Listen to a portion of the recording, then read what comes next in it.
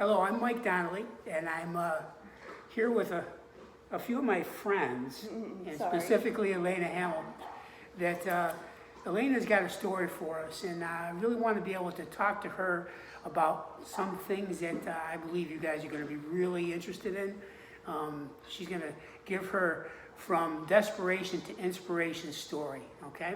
So, in this particular case, Ileana? Yes. Nice to see you. Nice to see you too. Okay. Can you tell me a little bit about where you came from, what happened along the way, and we'll just get more into stuff as we go.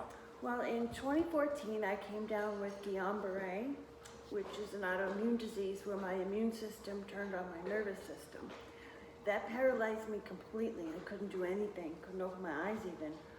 I spent several months in intensive care on a trach. I had a feeding tube and the whole works. After I was able to recover, after obviously being in intensive care and going through rehab, and after that I spent about 3.5 years in nursing homes. The nursing home obviously was my first step towards learning to live in my new adapted body here and learning to live as a disabled person. The nursing home gave me kind of a little bit of a taste of how life would be different for me, but it didn't give me the challenges I would see on, trying to live independently. At the time, were you in a position to move around? Were you in a chair? What was going on? Yeah, I basically was paralyzed from head to toe. I could only move my hands a little bit, and that's why I was in the power chair. I couldn't transfer out of my chair on my own. I had to be lifted by a machine they call Hoyer lift. So I had to be lifted from the bed to whatever. I had to have help dressing. Couldn't feed myself, so I had to have people help me. And they'd call me a feeder, which is what they classify you as in the nursing homes. And I was also being that, that I was a Hoyer lift, I didn't have the best care because it was so in detail as far as the amount of work they'd have to do in, getting me ready for bed or assisted. The CNAs, when you're in a nursing home, have 12, 13 patients. And of those patients, they may have 2 that are Hoyer or full care, which I was considered. So I was quite a bit of time recovering and waiting to try to transition into my next stage of life. But it was really difficult to try to get back on my own and being independent. And I really didn't even know that I could until I met a few people. I need to ask you from a point of when this actually happened to you. Mm-hmm. During all of that you're just telling me about, what was your mental state? I stayed inspired, actually. I looked to help whoever I could. That's just my nature. When I was paralyzed, initially when this happened, they said that I had died for 7 minutes. And they resuscitated me, and then they told my mom I wasn't going to make it through the night, that she should come and start making arrangements. They even had the priest come and bless me. So I'm not supposed to be here, but I'm meant to be here for that higher purpose. And for me, that's to give back with whatever I can and live the best life I can by being of service. So being of service, what kind of specifically can you address as to, you go through all this stuff, that's just an incredible story. And then to maintain that attitude of some type of service, as you were coming into being able to get into a chair and being able to utilize your body in a little better way, mm-hmm. What method now, what are you trying to do to help others? I'm using my experience for good. I'm trying to turn everything that I went through and let people know that they're not alone, and also that there are resources. And I'm trying to create a resource. When I was trying to live independently and get out on my own, there's not a lot of help. There's not a lot of adaptive equipment, or if you have anything, you're waiting months and insurance. And so there's a lot of obstacles, and it's hard to keep positive and to keep fighting because everything seems to be a fight. Everything's a battle. But for me, I just knew that I was meant to do this.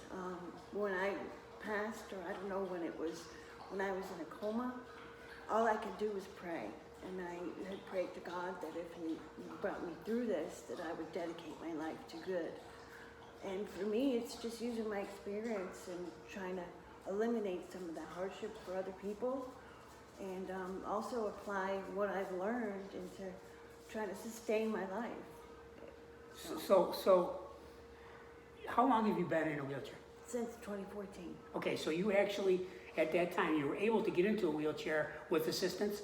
Is They that what had to happened? lift me, yeah. Okay, and from that point, you lived in a Nursing home. for all that time. What did you see in a nursing home that gave you some ideas for the future? Adaptability, I saw, the machinery and how things should be set up. And then, walking through that whole process as far as, learning how to adjust myself in my chair and learning how to transfer and learning those simple tools leads to, you need to have the room to do it. You need to have the layout, like, people that are in a wheelchair need to be able to turn and move and adapt through, different scenarios throughout a home. And for me, that was the more difficult part, was to try to get used to living on the outside world, because it's not modified for people like me. So what happened in terms of that? When you left the facility, what did you do? Where did you go, and how did you adapt to whatever was happening? Well, the first time I got out, I actually got out and went back.